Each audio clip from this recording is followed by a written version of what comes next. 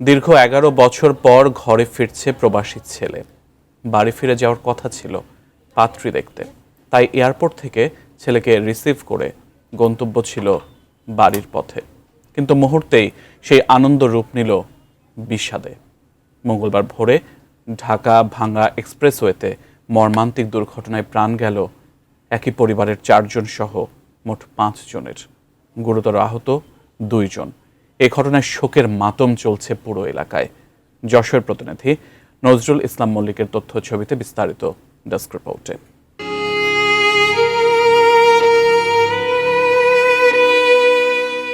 Malaysia থেকে প্রায় 11 বছর পর দেশে ফিরছিলেন ছেলে। তাকে আনতে ঢাকার হযরত শাহজালাল আন্তর্জাতিক বিমানবন্দরে গিয়েছিলেন মা, ভাই বোন ও স্বজনেরা। কিন্তু বাড়িতে আর ফেরা হলো না তাদের। সড়ক দুর্ঘটনায় প্রাণ গেল পরিবারের 4 সদস্যের। বাড়িতে থাকার কারণে বেঁচে গেছেন শুধু বাবা শহীদুল ইসলাম। তাই স্ত্রী ও 3 সন্তানকে হারিয়ে এখন তিনি পাগল প্রায়।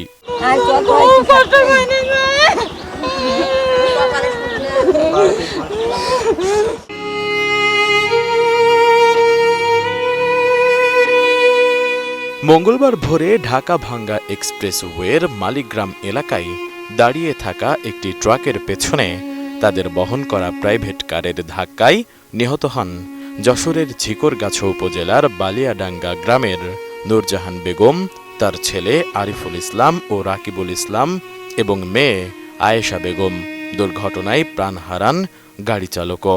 এ ঘটনায় অলৌকিকভাবে বেঁচে গেছেন আয়েশা বেগমের 3 বছর বয়সী মেয়ে ও 6 বছর বয়সী ছেলে, তবে তারাও গুরুতর আহত। দীর্ঘ 11 বছর পরে দেশে ফিরছে।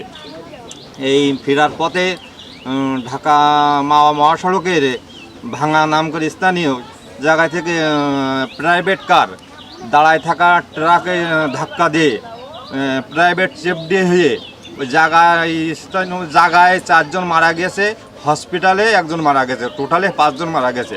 32 ইঞ্চি জেভিকো টিভি এখন মাত্র 15,000 টাকায়, সাথে পাচ্ছেন 3 বছরের প্যানেল ওয়ারেন্টি।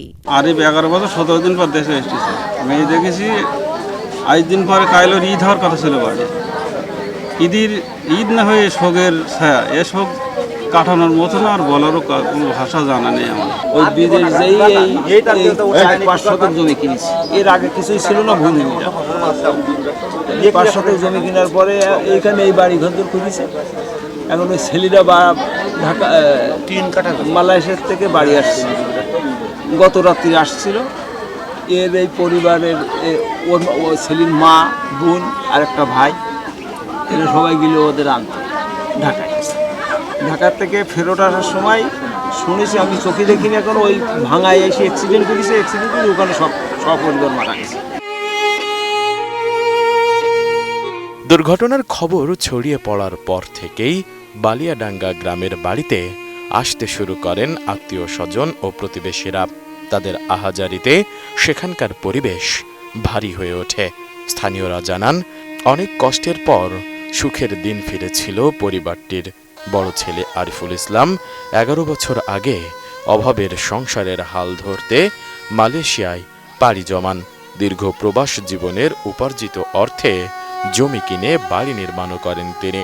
এত বছর পর তার দেশে ফেরাকে ঘিরে বাড়িতে ছিল উৎসবের আমেজ, কিন্তু মুহূর্তেই সেই আনন্দ পরিণত হলো শোকে। আত্মীয় স্বজন প্রতিবেশী কেউই মেনে নিতে পারছেন না এমন মৃত্যু। শোকে পাথর হয়ে গেছেন আরিফের বাবা শহীদুল ইসলাম। তার পুরো পৃথিবীটাই এখন শূন্য। Desk report, ATN news.